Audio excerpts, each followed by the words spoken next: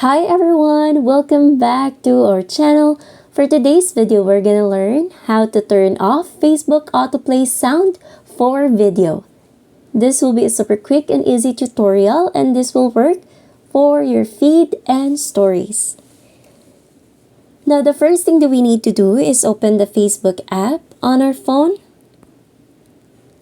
Now I want you to click on the three horizontal lines or the profile icon located at the top right corner of your screen.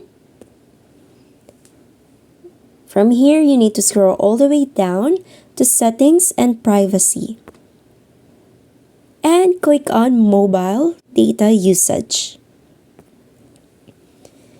As you can see it here, if you want to turn off the Facebook Autoplay sound for video, you just need to toggle it off. And that's it. That's how you turn off Facebook Autoplay sound for video. And if you find this video helpful, don't forget to click like, subscribe, and click that notification bell for more videos like this. Thanks for watching!